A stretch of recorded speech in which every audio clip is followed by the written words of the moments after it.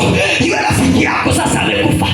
Anamwambia sawa, acha mimi naongeza siku 2. Alijua, manake alijua kwamba leo nikiongeza siku 2 na nikiongeza siku 2 na siku ya kutembea, Biblia inasema kwamba umbali wa kutoka pale alipo kuelekea kwa Lazaro ilikuwa ni maili 1.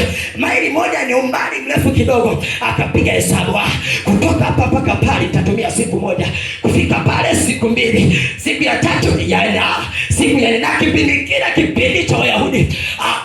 Siku ya 3 mtu angefufuliwa, siku ya kwanza mtu angefufuliwa, siku ya pili, ya 3 mtu angefufuliwa kwa uchawi iwe kwa gani. Lakini siku ya 4 hakuna ambaye angeweza kufufua, kwa sababu ikifika siku ya 4 mtu amekwisha kunuka. Kwa Yesu akasema hawa watu nikifufua huyu siku ya 3 lazima wataamini. Haleluya. Japokuwa walisema kwamba mtu alikufa, japokuwa wale watu walizungumza Bwana amekufa, Yesu akasema tunaongeza siku 2. Nisikilize, kuna mambo ambayo umeyaomba katika maisha yako, Mungu anasema sasa huyu nikimpa sasa hivi naona ni kama atajirua vile, sasa cha kufanya ninaongeza miaka 5.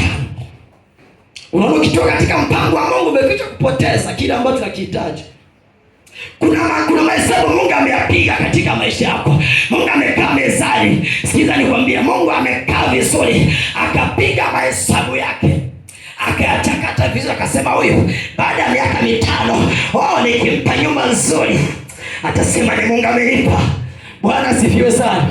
Kwa Mungu akapiga mahesabu, akasema hapa sasa niongeze siku 2 za kuhubiri. Zikitimia siku 4 ndipo nitafika pale na kuweza kumfufua katika jina langu Yesu Kristo. Bwana sifiwe sana.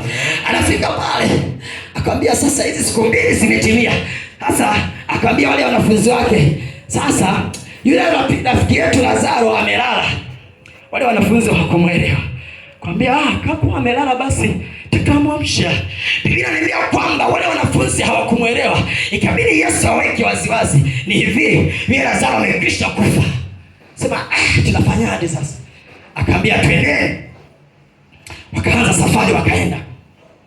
Walipoingia tu mlango wa kile kijiji, dada yake na Lazaro aliyekufa ambaye ni Martha akamwona Yesu, akamkimbilia, akamwambia Bwana, kama ungekuwepo ndugu yangu asingekufa, wala sasa amekufa kwa sababu ukuwepo. Na ninaamini ya kwamba kama ungekuwepo leo ningekuwa namfurahia ndugu yangu.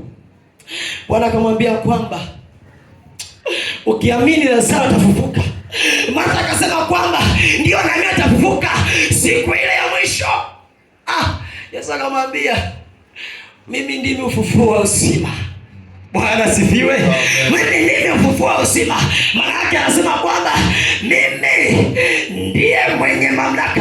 Yesu anasema kwamba katika Mathayo 28 na mstari wa 18 anasema nimepewa mamlaka mbinguni na duniani. Maana yake mamlaka ni nini? Akisema leo watu wote mnalala, lazima tulale.